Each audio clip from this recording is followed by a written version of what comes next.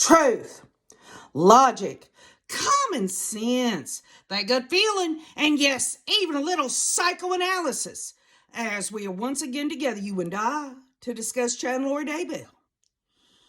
Joinder of defendants. Two or more defendants may be charged in the same indictment, information, or complaint if they're alleged to have participated in the same act or transaction or in the same series of acts or transactions constituting an offense or offenses, or in the same course of criminal conduct. Such defendants may be charged in one or more counts together or separately, and all of the defendants need not be charged in each count. Well, folks, that sounds like Idaho, doesn't it? Remember we went through all that? Joinder of defendants? The fact that we've got this whole thing hanging out here in the stratosphere about whether this judge is going to sever Chad and Lori's cases? Sounds just like it, doesn't it? Well, guess what? This is the actual Ohio Criminal Rule 8. In other words, Ohio has the same statute as Idaho. Why do I bring this to your attention? Because KJ's been going and dipping into the Wagner trial. And some of y'all know all about this trial. I'm not here to necessarily give a full expose of the Wagner trial. What I'm trying to do is get justice through understanding of the Chad and Lori Daybell case. And in order to do that, it's good for me. It's absolutely good to take a look at things that are similar in these two different cases. First and foremost, we've got 4 defendants in Ohio, a father, a mother, and 2 sons that have been charged with murdering 8 people. This is a death penalty capital case. In Idaho, Chad and Lori's case is death penalty capital case, okay? But there is a distinction here, and it's not just because they're in different states or different circumstances. The fact remains is both of these cases have murder. You've got Ohio with 8 murdered people, and you've got Idaho that's got 3 murdered people. What I want to bring into all of this is my theories and my hypotheses about the question of what is going on now behind the scenes with Chad and Lori's case being currently joined. Will they be severed? Will they stay together? What's going on with Lori? And so if you'll bear with me and understand the application that I'm going to be using today, we will peer in to the possibilities, the theories, the hypotheses of what could be going on. Now, before I go into certain aspects of the Wagner trial, we need to look at where we're at in the Daybell case. We know that Lori, her case has stayed. They've got some private psychologist or something out here saying she still has competency issues. We see no evidence of her being put back in the mental health facility. So until I see that, she still is in jail. And Chad, on the other hand, he has his attorney, John Pryor, talking about, well, we can't help what Miss Vallow is, what her issues are. This is unfair to my client. And the bottom line is that Judge Boyce has joined these cases together appropriately because they did, along with Alex, they did perpetrate conspiracy to commit murder along with Ohio and those 4 family members. They also themselves committed conspiracy to commit murder. Let me just put it to you this way. Ohio's not joined these defendants together. And in fact, Ohio gave plea deals to 2 of the 4. So is Chad going to be presented with a plea agreement? Or how about Lori? Well, let's go through this. Just bear with me. You'll see where I'm going with this. This is, to me, indicators of a lot of things. An Ohio man convicted of shooting 5 of 8 family members killed in a 2016 massacre testified Monday he had no choice but to kill the mother of his child. Jake Wagner pleaded guilty last year to shooting the 5 victims, an attack that investigators said resulted from a custody dispute between 2 families.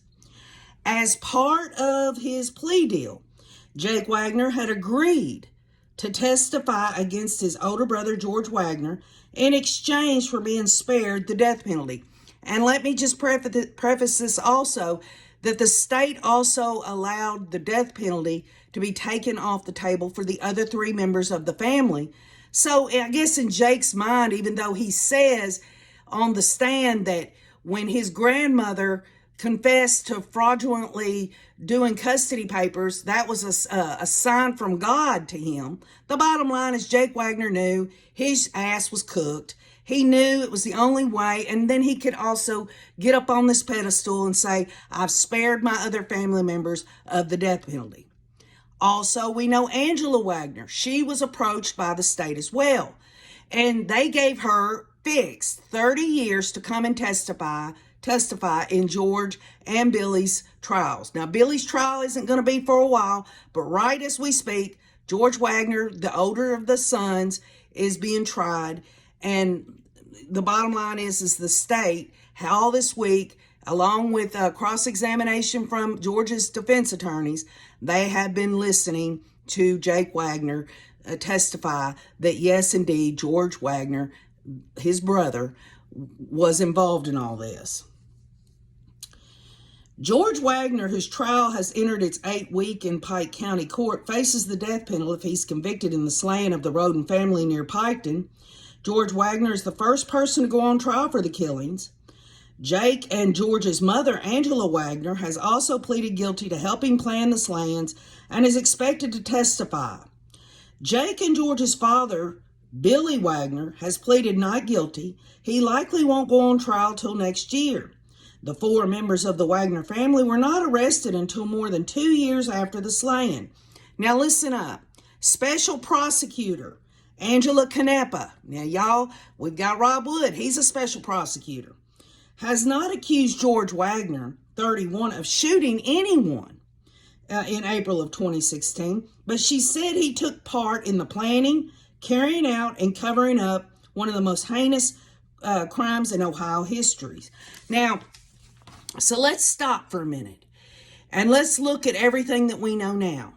We know just by the behaviors and the evidence alone that's been released, whether it's through the Chandler dump, whether it's through recorded conversations, whatever it was, we know that Alex, Lori, and Chad was in a conspiracy to commit murder, okay? And what I'm trying to say in terms of this case is that the special prosecutor is not saying that George Wagner pulled the trigger on anyone.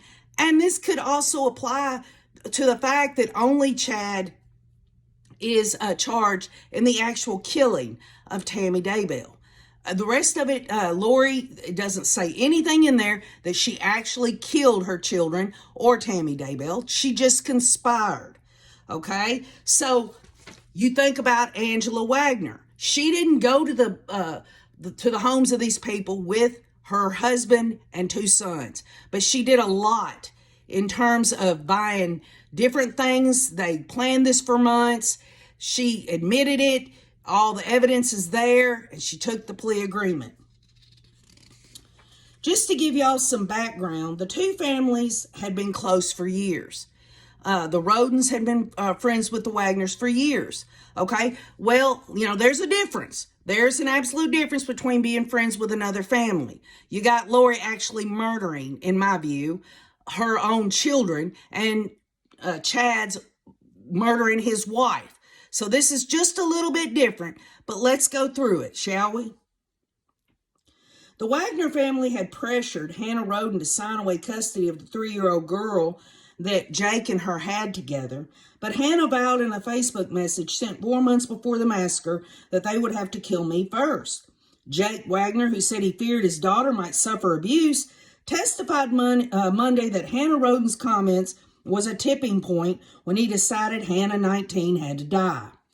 George Wagner, the one that's on trial, Jake's brother, was his brother and his father when they was with his brother and father when they drove to 3 separate locations where all 8 victims were killed.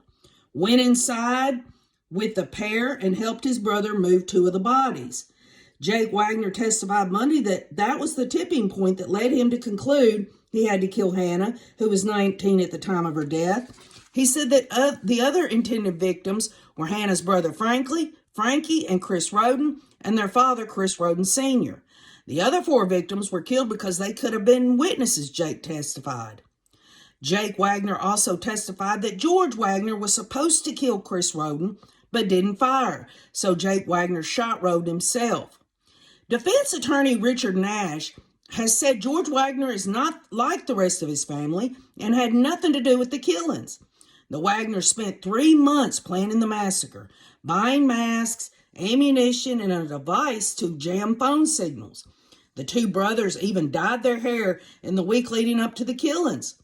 Several discoveries led investigators to the Wagners, including a shell casing found outside the Wagners' home that matched one from a gun that killed 5 of the victims.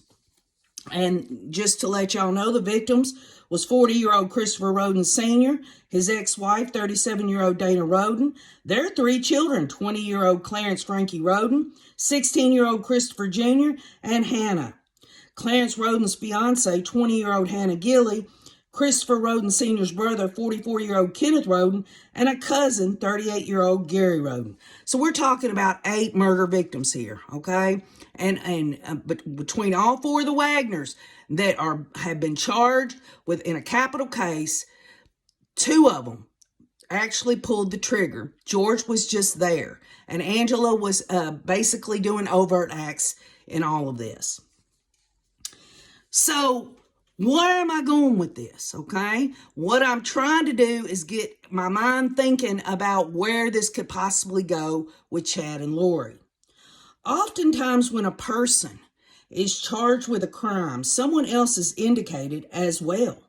When a person charged with a crime has a co-defendant, the prospect of one or another of these individuals cooperating with law enforcement or the prosecutor becomes a stark reality. And we have to ask these questions. Who would it be? Would Lori be the one to step up and and her attorney Archie say, hey, Rob Wood, Lindsey Blank, Rachel Smith, we want to talk? Or would it be Chad's attorney, John Pryor, that would approach the prosecution? This is a stark reality. It goes on all the time. A person charged with a crime needs to understand what is involved in testifying or otherwise providing evidence against a co-defendant. There are distinct pluses and minuses in this process. Now, let's just think about this. Could there even be a possibility that once Judge Boyce joined these 2 co-defendants together, that there's a possibility that he could sever this and they be separated? Just as in Ohio, they were never joined. They were charged separately, and they were all facing the death penalty. The fact remains is that Chad and Lori both are co-defendants. They're both facing the death penalty, and this isn't something where they're just going to butt heads. A lot of people say, well, KJ, Chad and John Pryor's already showed signs that they're distancing themselves from Lori, and you're correct on that. But what could Chad Daybell absolutely give the state in exchange for taking the death penalty off the table? I mean, do you think that Chad Daybell wants to spend life in prison? No, they're going to try to get less time, or even say he is completely in the dark, that he hasn't done anything. This was all Lori and Alex. And let's just turn this over here to where Lori is. She's already got these competency issues again. She has a history of being in a mental health facility. Would the state absolutely work with this nut job woman and put her on the stand, knowing good and damn well that it was her own children, plus her credibility because of her mental health status?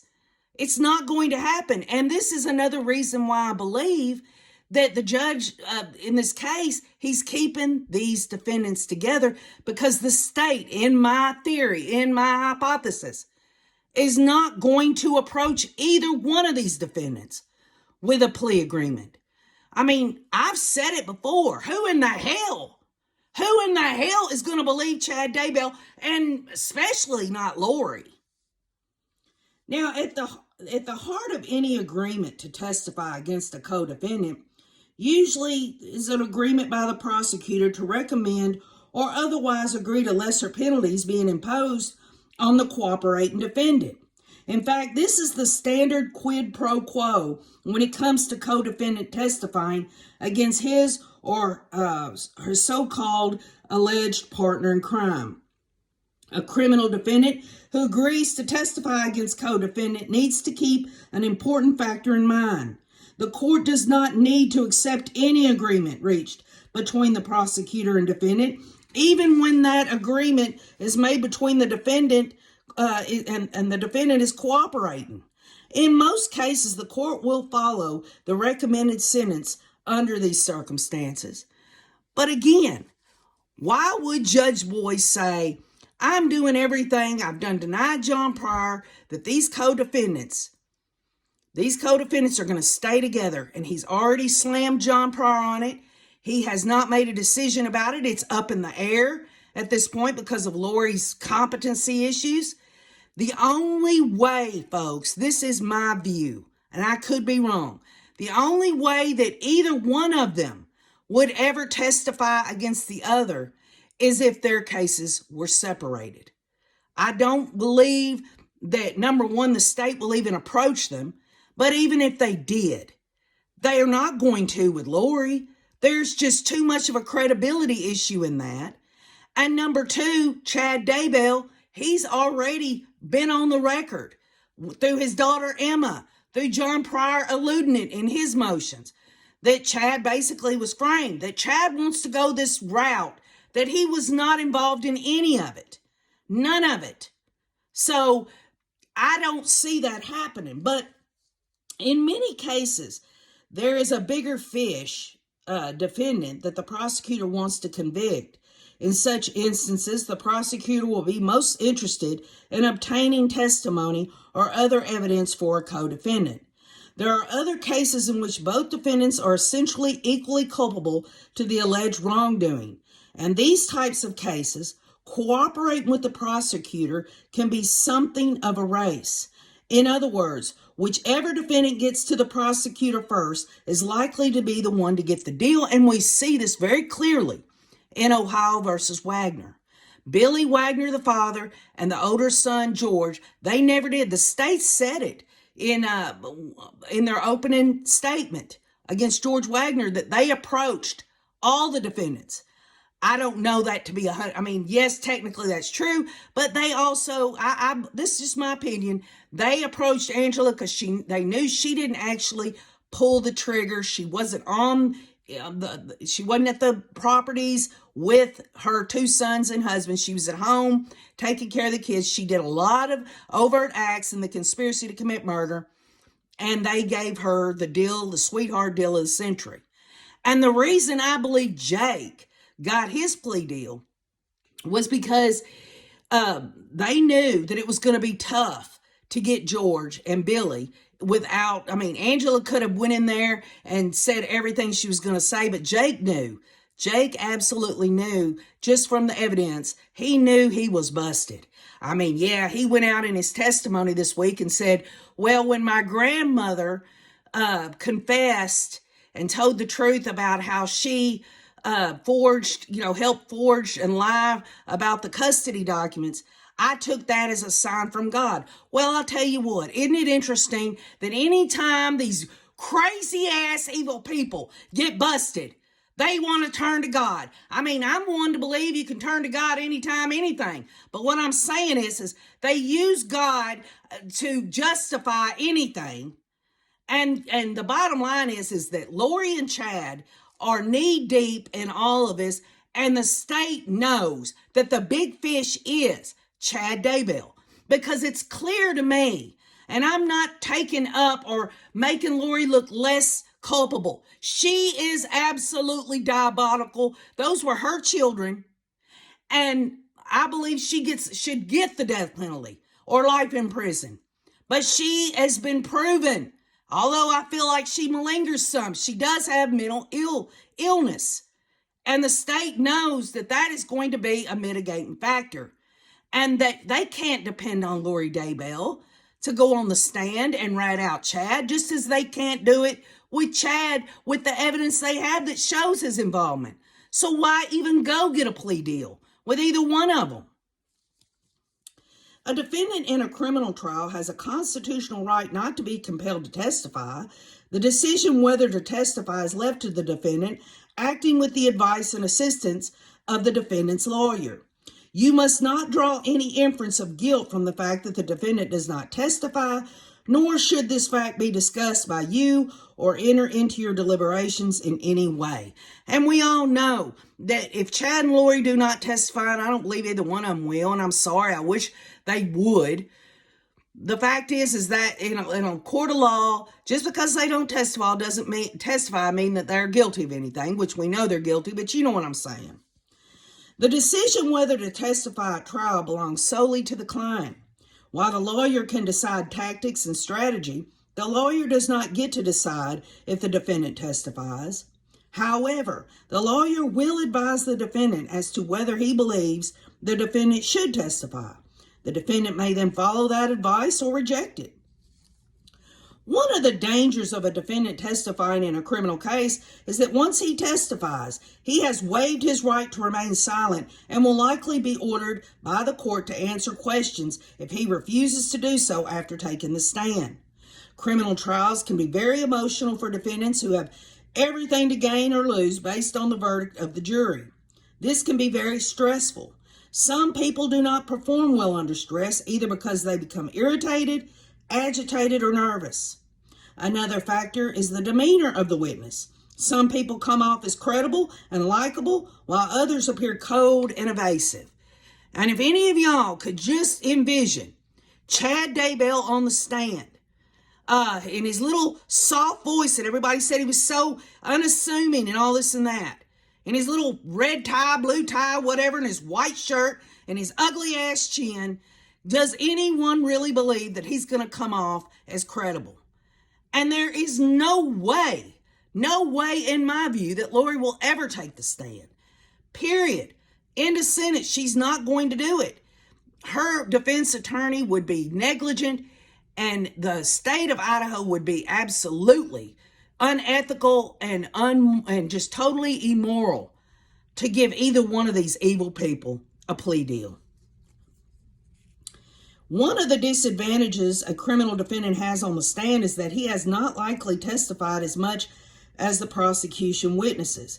In felony criminal cases, the prosecution witnesses often consist of law enforcement officers and expert witnesses who have testified hundreds of times, if not thousands of times. These witnesses know what to expect. The government's witnesses are often well-trained and know how to look at a jury, how to answer a question, and how to withstand a difficult cross-examination. While a criminal defendant's attorney certainly can prepare him or her for questioning by discussing questions the attorney will ask and questions that the prosecutor may ask, there is no substitute for experience. And y'all saw that laid out at Chad's preliminary hearing. The FBI, Rexburg Police, the coroner, all these people, they knew exactly what to say and how to say it. And, you put Chad Daybell up there or Lori up there. I mean, this is for sake of argument. They will absolutely fumble and jumble because, you know what? This is just my view. Everybody's got something to say about Rob Wood being LDS. He will know what to ask when it comes to the indictment saying they endorsed and espoused religious beliefs for the purpose of murder.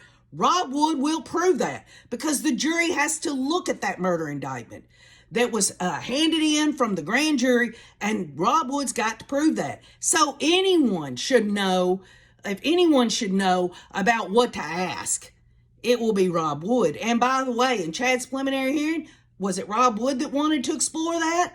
No, it was John Pryor. So again, you're looking at all of this. Co-defendants, they're joined together. They get separated. Say Chad gets tried in January or March or whatever, and Lori's off wherever she's at. The bottom line is that this will become a serious conundrum. While a criminal defendant's attorney certainly can prepare him for questioning, by discussing questions. Certainly, mock trials and detailed interviews with the attorney can help a defendant prepare to testify. However, as the trial proceeds, a defense attorney may find that some of the topics that the defendant wants to discuss are not as important as he once thought, or that getting into those topics could do more harm than good. So maybe John Pryor will switch gears, because if he doesn't, it's all going to come out one way or the other if Chad or Lori take the stand. The greatest uncertainty of a defendant testifying is how he will withstand cross-examination. It is impossible for the defense attorney to know every single question the prosecutor may ask, and there is always a concern that a good cross-examination with well-worded questions could completely undermine a defendant's credibility. If the defendant's credibility is undermined during cross-examination, it would have been better if the defendant had not testified at all. In most of the driving under the influence of alcohol cases, and this is an example, it makes little sense for the defendant to testify unless there is a specific fact that the defense needs to get into evidence. So I'm giving you an example there. Why would they testify in a DUI case? Unless there's something in there that the defense can take from their testimony that's going to prove that they didn't drink and drive. And so we bring this over into murder. What could John Pryor or Archie elicit from Chad or Lori if they were on the stand that would prove their innocence? It ain't just like I told y'all. They can get up there and say whatever the hell they want to say. But if it doesn't line up with the empirical evidence, and the prosecution's bringing out that dichotomy, that difference, through their cross-examination, Chad and Lori would be screwed. So the question becomes, wait a minute, are we going to let that statement in against the co-defendant when usually the co-defendant's attorney is not going to have an opportunity to cross-examine that particular defendant unless they actually take the witness stand? Let me just be clear. There are going to be things in this trial, if it ever happens, that are going to be in recordings of something. If Chad and Lori do not testify at all, I think we pretty well know that both of them kept their mouths shut and didn't give police interviews when they got arrested. There is no evidence at all that they sat down in a room under recording and audio and camera and spilled their guts. There's nothing in there that says that. So the evidence of, say, the phone call that Melanie Gibb gave to him, or the phone call that Lori, when she was in jail, to Chad, the judge is going to have to make a decision on whether to let that come in, because a defense attorney cannot cross-examine the recording. So they let it in at Chad's preliminary hearing, so it's a good indicator that perhaps the trial judge, Judge Boyce, will allow that in. If the person does not take the witness stand, then a lot of times that statement is going to come in, and of course the defense attorney for the defendant who that statement is coming in against is going to be able to challenge that person and say, wait a minute, the only reason you said that was because you're trying to get yourself off and blame my client. Whatever the angle is, depending on exactly what is said and based on the circumstances of the case. Well, of course we know. We know that this week the defense started cross-examining George Wagner. George Wagner's attorney started, cross-examining Jake Wagner, saying, you got a heck of a plea deal, didn't you? And all this and that, trying to put it in there that the only reason that anyone is going to go on the stand is because they're getting a sweetheart deal. It happens in all of these cases when a co-defendant is going to go on the stand to get a hold of the other co-defendant. So what I'm trying to say in all this is that there is always a possibility that Chad or Lori could go on the stand in a trial. If they were co-defendants and they were together on this, and they were tried at the same table in the same trial like Judge Boyce wants, how would this happen? It would almost be like, you could see Chad getting up from the table and going to the stand, and Lori sitting right there in her freaking unicorn ponytail. But then again, if this case was severed, it seems more likely that one of them would testify, because how are you supposed to say if the cases were severed, then there's that whole thing hanging out here that it could be that other person, that they're the scapegoat? Well, that's where Alex comes in, right? Right? Now, Jake Wagner testified for several hours Monday against his own brother as George Wagner's murder trial in Pike County enters its 7th week. Jake Wagner calmly described in graphic detail how his brother helped him and their father, Billy Wagner, shoot and kill the 8 victims. Jake Wagner said he personally shot and killed 5 of the 8. And he said his brother was supposed to shoot Rhoden family patriarch Christopher Rhoden Sr., but froze, so Jake Wagner pulled the trigger. Jake Wagner looked at his brother several times throughout his testimony Monday morning and appeared to be trying to make eye contact with him. George Wagner watched as Jake Wagner walked to the stand and sat down. He took copious notes throughout his brother's testimony. During the first sidebar, Jake Wagner looked at the Rhodens in the courtroom and appeared to mouth to them, "I'm sorry." Prosecutor Angela Canepa asked Jake Wagner how close he is to his mother and father, and he responded that he is close to his mother and close-ish to his father. "Are you close to your brother?" says Canepa. "Very," said Jake. "How difficult is it for you to be here today?" she asked. And Jake Wagner responded, "Very."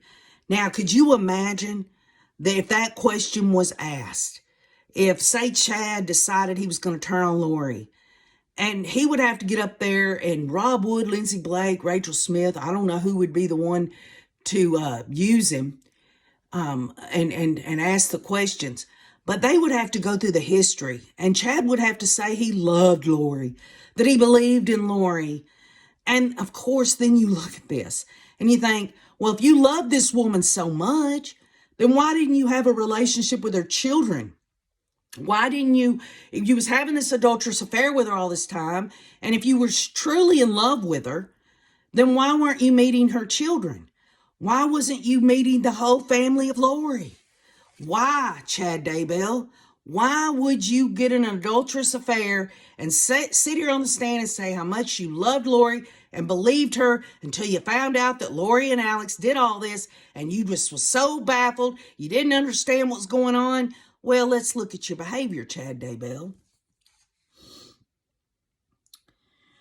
Jake Wagner struggled to find the right words to say several times as he testified, telling Canepa more than a dozen times, "I'm not sure what the proper word is." He admitted to stealing things along with his father and brother over the course of his life before the killings: fuel, lumber, appliances, tools, gates, livestock, fencing, and building materials. He said his first interaction with Hannah Mae Rhoden was at the 2010 Pike County Fair in the 4-H barn. Hannah was 13 and he was 17. So again, Chad, if he was to go on the stand, he's going to have to explain how he met Lori. He's going to have to explain all of that. And if anyone thinks Chad Daybell is going to get on that stand and say, well, when I met Lori at the conference, I told her that we'd been married in a different life, he would have to lie through his damn teeth if he told the truth. Say he really thought that he'd been married to her in a different life. Do you think the jury's going to look at him and think he's credible? Everything that Chad Daybell and Lori Daybell did together was so out there that they would have to go on the stand and lie through their teeth and chisel down and get rid of all the craziness. In other words, Chad would say, well, I met Lori at the conference and she helped me sell books, and it just went from there. You know, and then you get the cross-examination. You get Lori's attorney cross-examining Chad because he's made a plea deal with the state. And he's going to go, oh, really? It was only just about her helping you sell books, and there was no talk of any of this or that. And Chad Daybell would have to say to Lori's defense attorney, no, I never said. I never said that we were married in a different life. And guess what? Then you got the state and Melanie Gibb and others, folks, that can corroborate that Chad Daybell did tell Lori that they'd been married. The first few years that they were together, Jake and Hannah, Jake said one of her brothers was with them all the time. But by the time Hannah was 15, she was pregnant with their daughter. They named her Sophia and called her Sophie. Jake Wagner smiled on the witness stand when Canepa said his daughter's name out loud for the first time Monday. He said, "My baby was born November 13, 2013 at 2:30 a.m. Hannah Mae Roden broke up with him in 2015. He confirmed on the stand Monday he didn't want the relationship to end. Hannah Wagner had a second child, a baby girl named Kylie, with a man named Charlie Gilley, and was dating another man, Corey Holdren, at the time of the murder. Canepa told Jake Wagner, "Hannah said you choked her." When Jake confronted her about men Hannah had their daughter around. Jake Wagner denied that, but said he did go get after her when she was lazy. "I never choked her. Once I threw my right shoulder up against her and held her up against the barn." He testified he was concerned when Hannah Roden started dating the other men, as he says she stalled on agreeing to a custody agreement with their daughter. "I was concerned that Hannah was going to let my daughter get molested like Hannah did. My daughter told me that Hannah locked her in her bedroom and let her scream for hours. When it was time to give Sophie to Hannah Roden, he said Sophie would scratch and claw my leg and say, 'Daddy, don't let me go.' Jake said he had asked Hannah Roden about this. She told him nothing was going on. She told him Sophie's just being a brat." Jake Wagner testified that he told Hannah Roden, "What if your carelessness leads to our daughter being molested like you were?" And he recalled Hannah Roden saying, "We'll just have to deal with it." Jake Wagner saw Hannah's Facebook message to Tabitha's mother, that's George Wagner's ex-wife, that he would only get custody of their daughter over my dead body. If Jake wanted custody of if Jake wants custody of Sophie, it will be over my dead body or something similar, he testified. Prosecutors have shown the Facebook message in previous testimony. Hannah wrote, "I won't sign papers even if it won't happen. They'll have to kill me first." Okay, so what does this have to do with anything? Well, I'll tell you something. There had to come a point, y'all, that there was a decision made, just as Jake made that decision, that he had to murder the mother of his child along with the rest of the Roden family members, with his dad and George and Angela helping with the conspiracy to murder. There was a conspiracy to commit murder on JJ, Tylee, and Tammy. It didn't just, this had to be a planned event. And if the state wanted to use Chad Daybell, Chad said, "Just take the death penalty off the table. I'll go on the stand," because the state's not going to give either one of them a plea deal without getting something in return. And that would be the gold standard of testifying. The bottom line is Chad would have to lay out the plan, or he would have to say he knew nothing about the plan. And he can't come in there and say, "I didn't know nothing about a plan. I didn't know what was going on," when they've got all of these little bits of evidence, these healthy inferences that Chad Daybell knew damn well. And it all started back in February and March of 2019 with all this casting crap.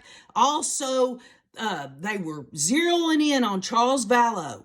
They had to take him out for two reasons. Number one, for the money, and number two, they knew Charles Vallow would do everything in his power to protect those children.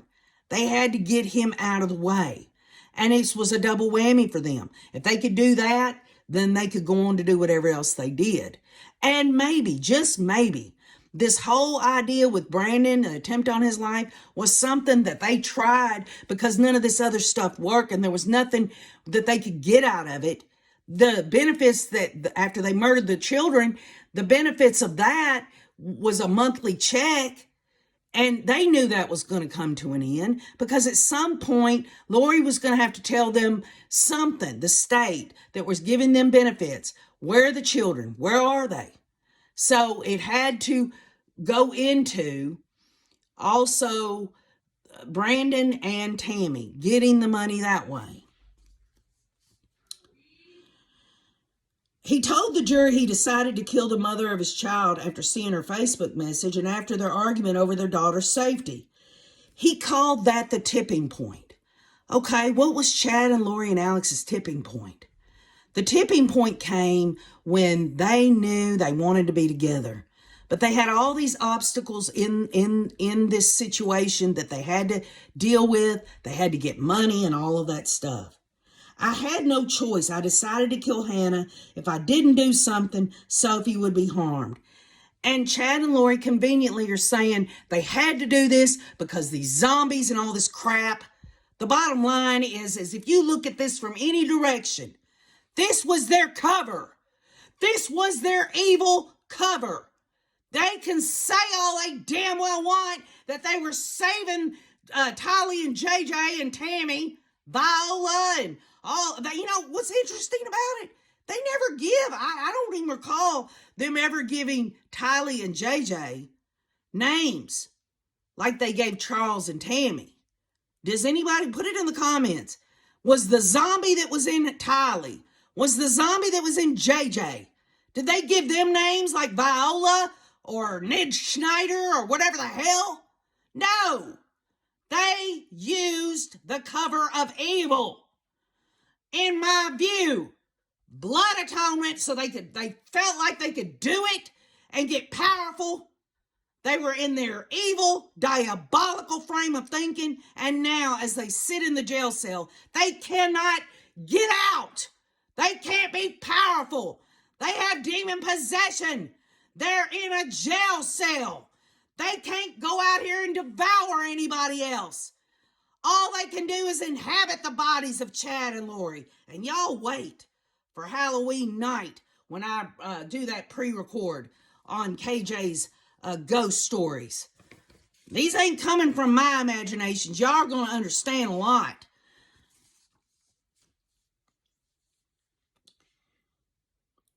An early plan to make the killing look like a murder-suicide that Jake was talking about was with Corey Holdrum.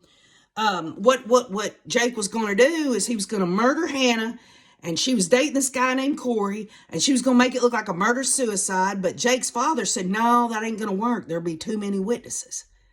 Okay, what witnesses saw what was going on with Chad and Lori? Who were the witnesses? I guarantee it was Zulema, Melanie Gibb, David Warwick, Melanie P. They all knew to some degree what was going on. And perhaps that's why they were in the they were supposed to testify in the grand jury that indicted them. Also, Jake Wagner said his role was to get the vehicle, a truck that he bought from his great uncle, so it didn't look like it was a Wagner vehicle at the killings. He didn't want the killings traced to a vehicle or others. Folks, Chad and Lori had to find a way to do this so that people couldn't find out what they had done. And there's so much evidence of Alex did all the heavy lifting. Alex got the implements or whatever together. He was the gun guy. But it was Lori who was taking pictures of ammo on the shelf. No different than Angela buying shoes at Walmart for Jake and George to wear in the murders that evening so that the footprints wouldn't be traced back to them. This is incredibly similar in a lot of areas.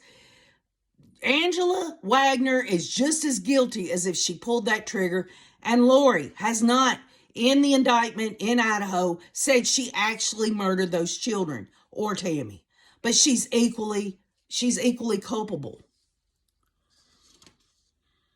He told the jury, Jake did, about trying to manufacture a gun silencer out of 2 flashlights. He said he first tried with a generic brand that didn't work because the aluminum was too thin.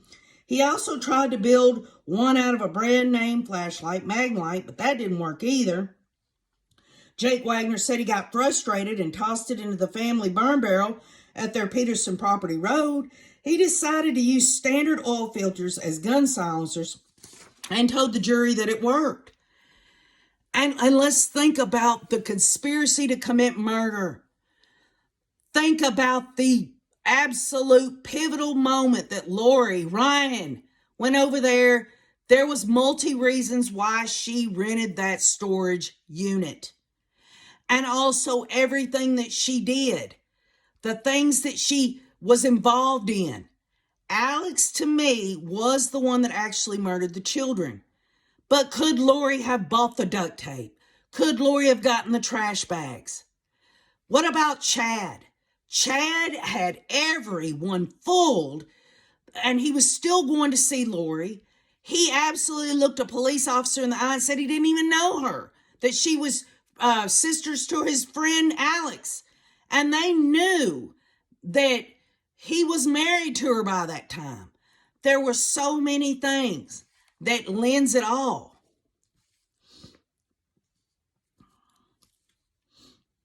Billy Wagner, George Wagner, and Jake Wagner went to the trailers. He went to the trailers of these murder victims. On Union Hill Road, the night of April 21st of 2016, while Angela Wagner stayed home with George Wagner's son Bullvine and Jake Wagner's daughter Sophia. He said his mother knew where they were going and what they planned to do. And if anybody wants to look me in the eye and say that Lori didn't know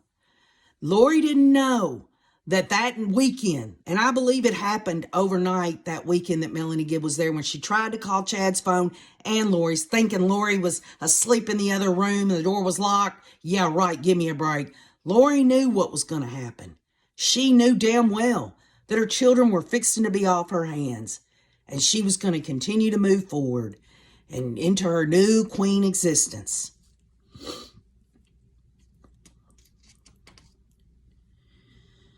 Jake Wagner said once he arrived at the Wagner's family property, he walked around with his brother and father.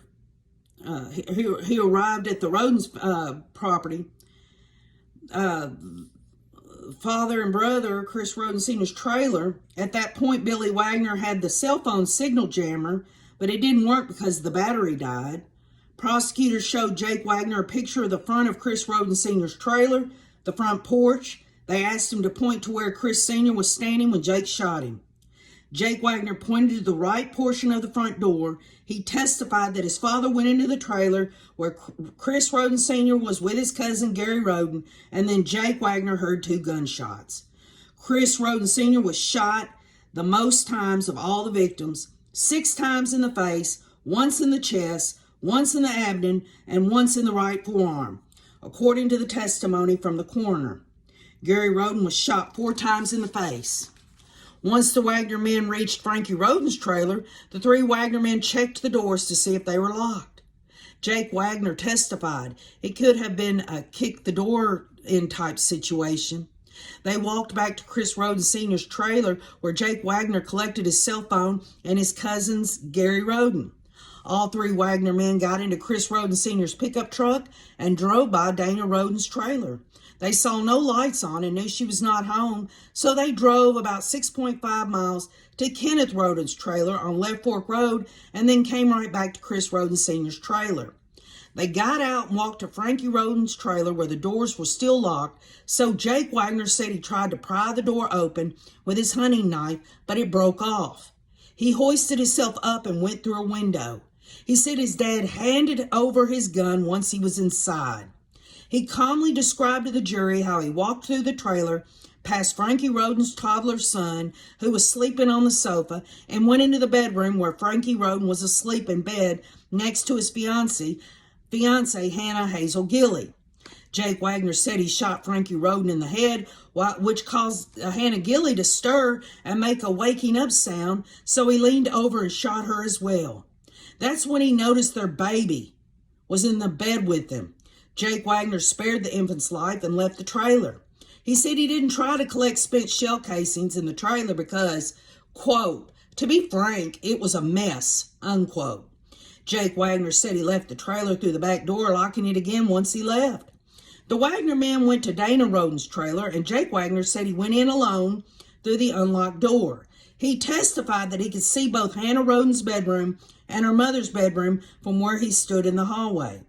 Dana Roden had just returned home from working a double shift as a nurse's aide, according to previous testimony. Jake Wagner said she was awake when he looked into her room. She looked up and made a gasping noise, and then I shot her, he said, adding that he saw a red hole in her neck when she fell back. He turned toward Hannah Mae Roden's room, remaining where he stood in the hallway.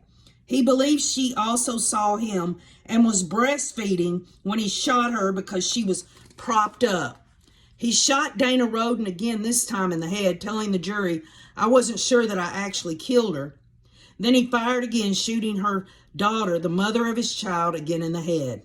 Hannah Mae Roden partially fell off the bed, and Jake Wagner said he positioned her body so she could keep breastfeeding her newborn baby, whose life he also spared. And that is absolutely cold-blooded. And the state of Ohio is going to take the death penalty off the table for this damn murderer. You got George Wagner there saying, well, I didn't pull the trigger. His defense attorney saying that family was different than George Wagner. He was there the whole damn time. If the discovery of the bodies took a long time, he said, I was concerned that Kylie would starve to death. And that's why Jake put that baby back up to its dead mother's breast. Can y'all believe that? I mean, it's just as cold-blooded what they did to Tylee and JJ, and Tammy for that matter. He said he picked up the shell casings and cell phones and took them. He missed one shell casing that investigators found under Kylie's crib, according to the previous testimony. From there, the Wagner men got back into Chris Roden Sr.'s truck and drove back to his trailer. Where George Wagner got out and got into the pickup truck, they drove to the crime scenes. Jake Wagner and his father went to Kenneth Roden's trailer. Once they arrived, Jake Wagner said he pulled up and left the headlights on while his father walked up and banged on the front door. No one answered. Billy Wagner went inside. Jake Wagner said seconds later he saw a muzzle flash and then his father came out. Jake Wagner retrieved a trail camera and hard drive off a tree. His brother arrived in the truck. That's George. He arrives with the truck after their father had gone into the trailer and came out. After Jake Wagner testifies, jurors are expected to hear about evidence from 2018 wiretaps of the Wagners. They also will hear how investigators literally pieced evidence of the crime back together to link the massacre to them. Angela Wagner is expected to testify against her son later this week or early next week. And does the state of Idaho have enough evidence that they can piece together? When you hear what I just read to you about the things that happened that Jake Wagner confirmed through not only just him saying it on the stand, but also the fact that they have corroborating evidence that backs up what Jake is saying. Could there be this in this trial with Chad and Lori? Could Chad absolutely come out there and say, I'm just going to tell you like it is. I don't want the death penalty, so I'm just going to confess all. It's highly doubtful because y'all see his posture throughout. And nobody is going to let Lori on the stand with her competency issues. Hence, we have a joinder of defendants. And in this case of the Wagners in Ohio, all four of them could have been sitting at the table together as co-defendants. Conspiracy to commit murder. They all have those charges separately, but they're not. They're not joined together. And the state was able to get this type of plea deal situation, which I feel like they had enough evidence that they could have absolutely buried all four of them. Why they decided what they did, that's Ohio's business. What I'm talking about is if the state of Idaho wants to take any shot at all of a plea agreement, it would have to be with Chad Daybell, and it would have to be a severance of the case. Period. End of sentence. That's the only thing I can come up with. Because if you think that the state is going to present to a jury two joint defendants sitting at a table, that the state's going to say, oh, this is our joint case against Chad and Lori, and we're going to have Chad come up here. How is that going to look? First of all, it would be easy for a jury member to say, well, he's just saying that to save his own ass. And if it was the other way around, that Lori got up there, you think that the defense attorney for Chad, John Pryor's not going to bring up all her mental nutty shit? The bottom line is that there is no credibility with Chad and Lori, and the state of Idaho has to know this. That is why they have joined this case together. Not only for the fact that they were in it together, they should go down together. That's the simple way of doing it. But the bottom line is there is no plea agreement. There is not going to be a plea agreement. The only plea agreement that I think, and I'm talking about a plea agreement to go on the stand. The only plea agreement that I see outside of that is that Lori gets a plea agreement to spend the rest of her life in prison and have the death penalty taken off the table. But even then, why would they do that when the state knows that she's already been in a mental health facility? What is the chances of the state of Idaho getting her, getting a death penalty charge, on her to stick, and a conviction with a death penalty? There's a good possibility that because Chad Daybell has chosen to go down the road he has, no mental evaluations, John Pryor's making it out to be like Lori and Alex did all this, that he is in more of a threatening situation to get the death penalty and more apt to want to sit down and iron out some kind of plea agreement. Please let me know what you think about all this. Again, you take other cases, and in Ohio, it was a death penalty case. There was plea agreements made. We don't know what's going to happen. We don't even know when the trial's going to happen in the Daybell case. But make no mistake, there is going to be some type of plea negotiations from either one of these defendants. They want to have those with a severance. That is the first priority for both of these defendants. They want to be split off. They don't want to be tried together. The state of Idaho better really think about what they're going to do. What does justice mean in Idaho? Because in Ohio, you can have a mother of 2 sons and her husband knowing good and well that 8 people were murdered in cold blood, innocent people, just to get custody of a child. And she helped in the overt acts and it all. And she gets 30 years fixed. And Jake is going to spend the rest of his life in prison. You got George saying not guilty. You're saying Billy Wagner, the father, saying he's not guilty. Folks, let me just be clear. When George Wagner gets convicted of this, there isn't going to be another trial for Billy. Billy's going to see the writing on the wall, and he's going to come to the plea negotiation, and he himself will get life in prison. And that's just the way I see it. Tell me what your best theory and hypothesis is on whether co-defendants, Chad and Lori, first and foremost, are going to be severed. Do you think that will happen? Or if they're tried together, will one turn on the other, and who would it be? So, I hope I've been clear. I'll see y'all next time, Halloween evening with KJ's Ghost Stories. I love you all. I miss you. Thinking about you every day. And by the way, I was asking questions about different subjects that we could go over. And Maggie Hoagland talked about the number of defense motions in a death penalty case and whether there was signs that this was done properly and all that. Because in death penalty cases, there are lots of motions that are filed. Maggie, I'm going to do my best to research that and get back with you on that. Thank you for this subject. I'll do what I can do. I love you all, and keep on looking.